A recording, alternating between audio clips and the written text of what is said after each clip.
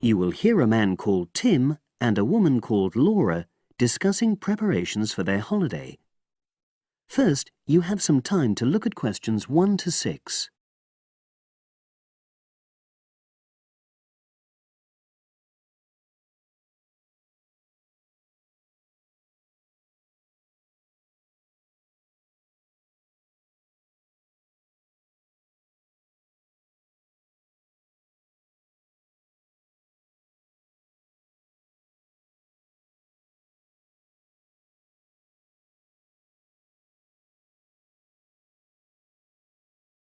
You will see that there is an example which has been done for you. On this occasion only, the conversation relating to this will be played first. Our plane tickets arrived this morning. It reminded me how much there is to do before we go. Let's write everything down, shall we, so we don't forget anything? Yes. And last time we went away, we almost forgot to collect our currency from the bank. So let's start with that. Laura says that they should collect their currency, so currency has been written in the space. Now we shall begin. You should answer the questions as you listen, because you will not hear the recording a second time. Listen carefully and answer questions 1 to 6. Our plane tickets arrived this morning. It reminded me how much there is to do before we go. Let's write everything down, shall we, so we don't forget anything? Yes. And last time we went away, we almost forgot to collect our currency from the bank. So let's start with that. Good thinking. And wasn't there an appointment you said you'd got to cancel? Yes, the hairdresser. Thanks for reminding me. Can you write that down too? The shop will be closed now, but I'll do it first thing on Monday. OK. Then starting on Tuesday, we've got to take the tablets we got from the pharmacy. We really mustn't forget to do that. We're not protected against malaria till we've been taking them for at least 7 days. No, so that's really important. And what about shopping? There's still a few things we've got to buy the next time we're in town. We need some more sunblock, don't we? We've only got that factor 10 stuff. It won't be strong enough. I've already bought that. But what we do still need to get is sunglasses. The ones I've got aren't good enough, and I don't think yours are either. OK, I've noted that down. And I think I'm going to get another bag too, just a small one. We always seem to come back with more things than we take. Should we get an extra lock for our suitcase as well, just in case the one we've got breaks? They don't seem to last long.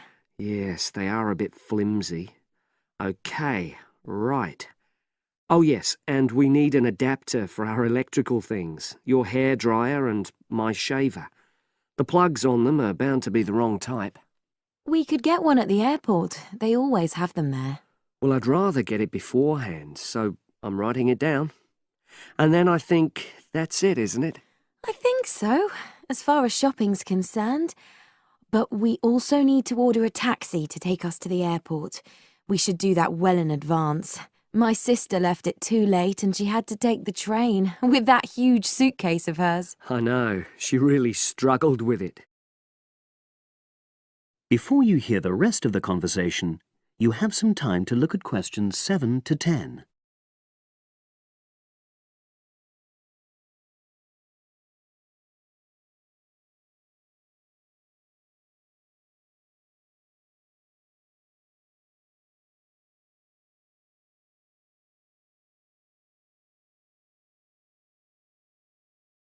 Now listen and answer questions 7 to 10. Now, let's see. Your mother said she'd come in regularly while we're away, so what do we want her to do? I'll write some instructions and we can give them to her tomorrow. Good idea. Well, the cat's the main thing. OK. Feed the cat. We ought to leave her the vet's details as well, just in case there's a problem. Yes. Have you got them handy? Hang on, I'm just looking. Yes, his name's Colin Jeffrey. Is that spelt with a G? Actually, it's Jeffrey. Quite an unusual spelling, isn't it? And his number? 077 594 128. It's a mobile. OK. And you should write down where it is. It's 4 Street, not sure what number, but it's next to the bus stop, isn't it? That's not a very good landmark, but it's on the other side of the road to the church, so I'll tell her that. Let's hope she won't need a vet anyway. Yes. Right, apart from that, there are the plants to water. Ask her to make sure they don't dry out. Oh, yes, and I've already mentioned the problem with the boiler, and your mum said she'd come round to meet the heating engineer and let him in. Yes, it's a lot for her to do, but we really need to get the problem sorted out. And the earliest date I could get an appointment was April the 30th.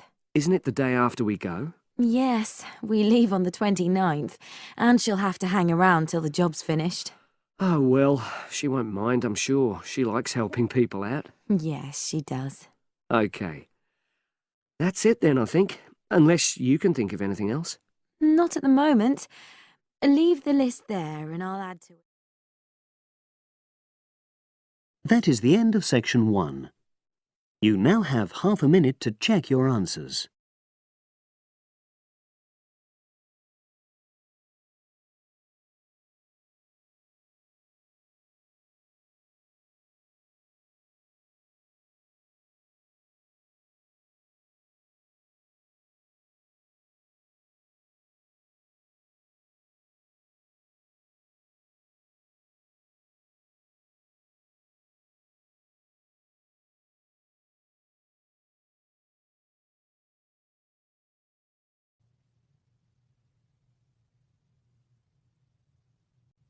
Now turn to Section 2.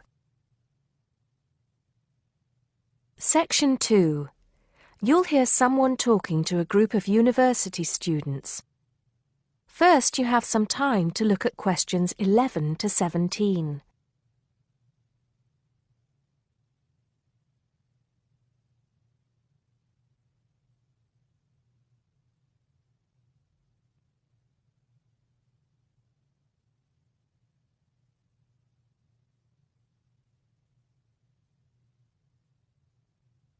Now listen carefully and answer questions 11 to 17. Good morning, everybody, and welcome to Upton University. I hope you are settling in and beginning to find your way around. I know how confusing it can be when you start life at university, and that's why we have Freshers Week to help you find your feet. Before I go any further, I should perhaps introduce myself. My name is Sally Jackson, and I am the Secretary of the Students' Union, which has organized this week of events for you. You will usually find me in the office on the first floor of this building when I'm not attending lectures. Anyway, down to business. Of course, there are a few things that you are obliged to get done during your first week here. But once you've opened a bank account, if you haven't got one already, seen your director of studies to discuss which courses you are going to take, and signed up with a doctor, there will be plenty of time left to enjoy the events we have arranged for the week. And have we got a lot lined up for you? Throughout the week from Monday to Friday, every morning starting at 10 a.m., there will be orientation and welfare events. These will include tours of the campus, which, as you have probably noticed, is the size of a small town with 9,000 residential students, as well as sessions on developing study skills. We also have tours of Upton itself arranged for you, with a bus leaving from outside this building every afternoon at 5 o'clock. There are a number of interesting things to do and see in and around Upton, so you can expect visits to the castle and museum, as well as the popular Ghost Walk. You'll need to sign up for this one, as numbers are limited. Just put your name on the list on the notice board in the entrance lobby. An important event is scheduled for Monday, that's the day after tomorrow, when we will be holding the academic fair. This is an opportunity for you to speak to students and academic staff about the courses that are on offer. The academic fair starts at 1 o'clock, by the way. There are a couple of other fairs that I think will interest you. First of all, we have the Societies Fair on Tuesday the 16th, which I think is an absolute must. You might not believe it, but the university has over 150 societies and sports clubs you can sign up for, so you are sure to find something of interest to you. That also starts at 1 o'clock, and it will be here in the Union Building. Also in this building is the Trade Fair on Wednesday from 2 until 5 in the afternoon. This one might sound a bit strange because you will find a load of banks and other businesses here trying to get your custom. You will find plenty of bargains and, best of all, a lot of the businesses give away stuff for free. Before you hear the rest of the talk, you have some time to look at questions 18 to 20.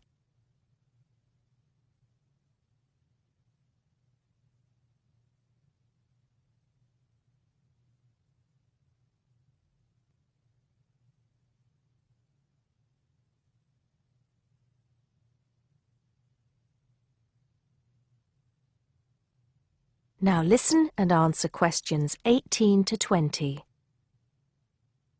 We've also got a great entertainment program lined up for you, starting tonight with our welcoming party. We have a top band lined up for your entertainment, but I'm not allowed to say who they are. All I can say is that I am sure you will not be disappointed. So come along to Blackmore Hall at 9 o'clock this evening to get your university experience off to a flying start. Just one point. I'm afraid this event is limited to freshers only. Because of space restrictions, you can't bring a friend tonight. Sorry about that. There's more fun and games on Monday in the Cotswold Theater here on campus. We have booked two of the cleverest comedians in the country, Paul Frazier and Jenny Brown, for a 3-hour show. Paul has assured us that he and Jenny have packed the show with new material, and as they always get rave reviews for their shows, I think we can look forward to an evening of great entertainment. That's in the Cotswold Theater on Monday evening at 7:30. Moving along a bit, on Thursday there is an important date for your diaries. This is the official Freshers opening ceremony, when the Dean welcomes you to Upton University. So remember, Thursday the 18th from 2:30 to 3:30 in Blackmore Hall. You certainly should go to this one, and by the way, light refreshments will be available. At the end of the week, on Saturday, you have the chance to dress up in your smartest evening wear for the official Freshers' Ball.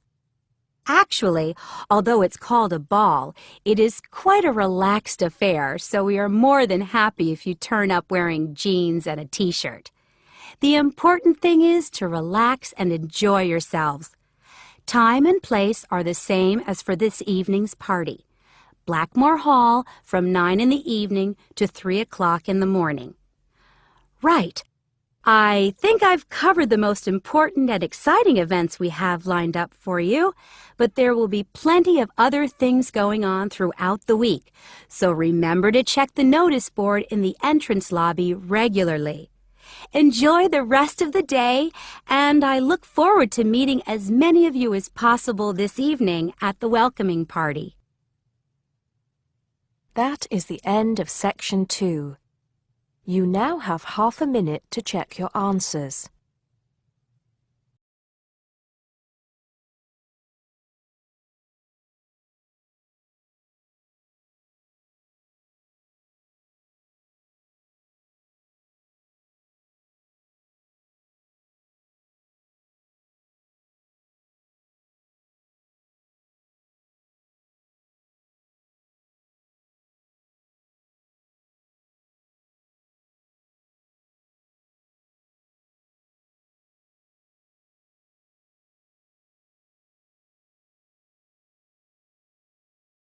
Now turn to Section 3. Section 3. You are going to hear a conversation on rivers. First, you have some time to look at questions 21 to 25.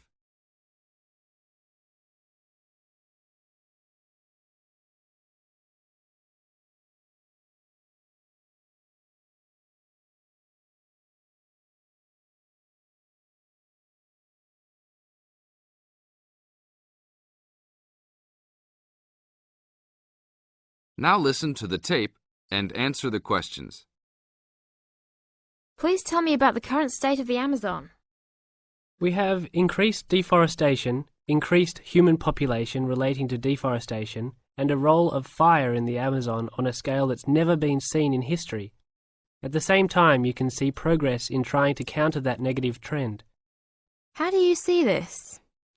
We see this in the creation of national parks and indigenous areas, and efforts to fund sustainable development activities for locals.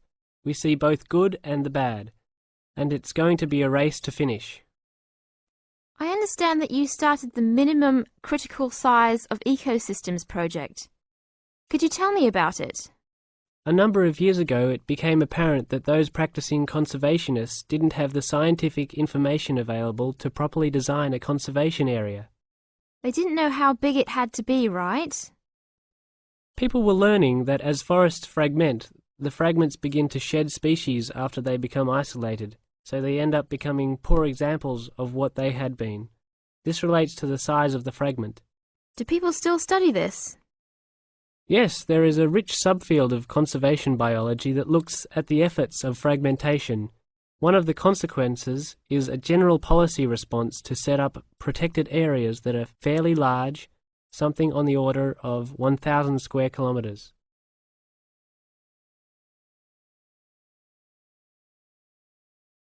Now look at questions 26 to 30.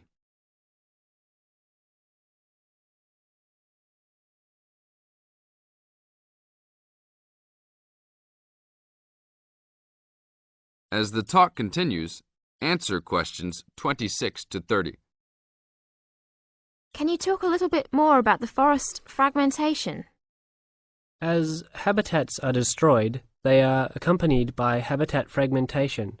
So when 50% of a forest is lost, the remaining 50% being is not one large block, but smaller pieces, which makes the conservation problem even worse than saying that 50% has been lost. And this affects not just forest, but species diversity, correct? In terms of species loss, we can't give you precise numbers about how many species are lost because of these fragmented landscapes, but we're beginning to get close to where we can make that estimation. And so one of the policy responses to all of this, beyond just trying to create large protected areas, is to try and reconnect the fragments. You've been active in many projects studying the Amazon region over the years. Can you tell us about that process of understanding the Amazon? When people first started looking at conservation priorities, there was not much information about the geography of plant and animal species. One of the first clues was an analysis done in 1969. This looked at bird species and found geographic clusters of species which occurred nowhere else. And those are priority areas for conservation. Was this when people began prioritizing refuges? Yes, it was the first time that someone looked basin-wide at priorities, giving priority to so-called refugean areas. Was this when the new trend to use Geographic Information Systems, or a GIS, started? That was in 1990 after we worked out a whole set of biological and conservational priorities and produced a big map using GIS. What are some of the things that GIS does? Well, there are several advantages of using a geographic information system. First, you can continually update the system so that it's now a constantly changing picture. You can actually watch changes. Then you can include large amounts of data, including information about the vectors of development. Roads, railroads, pipelines, hydroelectric projects, etc. And finally, because it is accessible on the internet, it makes this information available to anyone who's interested.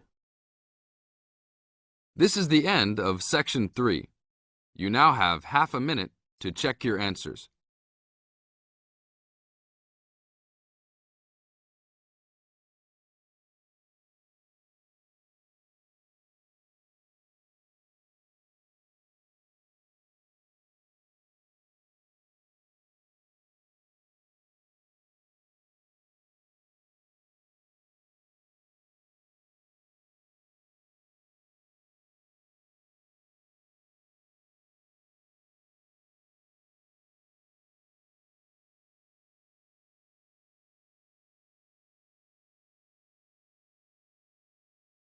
Section 4. You are going to hear a talk on the writer Charles Dickens, given by a university lecturer to a group of students. First, look at questions 31 to 35. Note the example that has been done for you.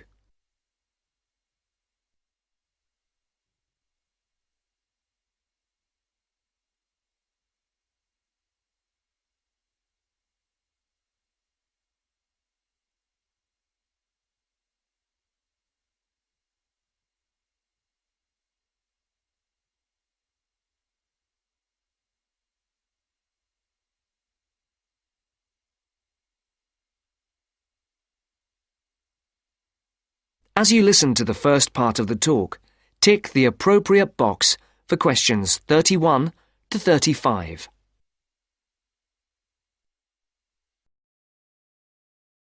Good morning.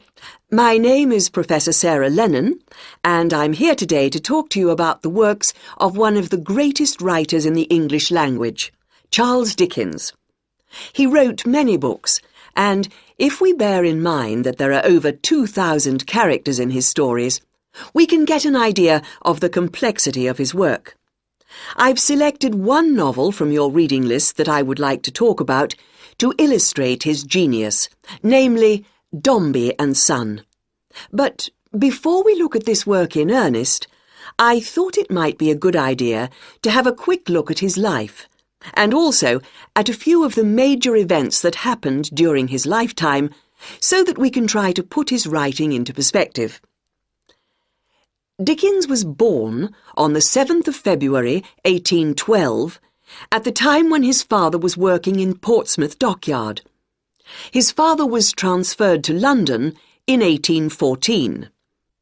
To help give us a picture of the time Dickens was born into, it's worth noting that in 1814, when Dickens was 2, the first efficient steam locomotive was constructed in Newcastle upon Tyne. Then in 1817, the year that Queen Victoria was born and Waterloo Bridge in London was opened, the Dickens family moved away from London. And to give Dickens' life a literary perspective, in the following year, works by other famous English writers were published: Jane Austen's Northanger Abbey and Persuasion, Mary Shelley's Frankenstein, and Scott's The Heart of Midlothian. When Dickens was almost 10, his family circumstances changed, and in 1822 the family moved back to London. In 1824, John Dickens was arrested for debt and imprisoned in the Marshalsea, near London Bridge, in London. This event had a profound effect on Dickens' writing. From 1827, Charles Dickens had various jobs as solicitor's clerk, freelance reporter, and newspaper reporter. Before the speaker continues the talk, look at questions 36 to 40.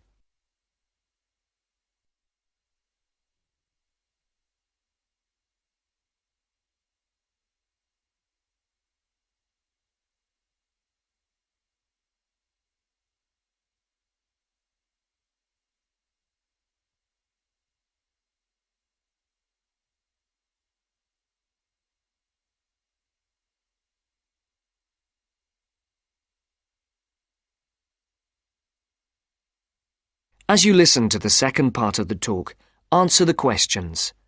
For questions 36 and 37, circle the correct answer. For questions 38 to 40, write no more than 3 words or a number for each answer.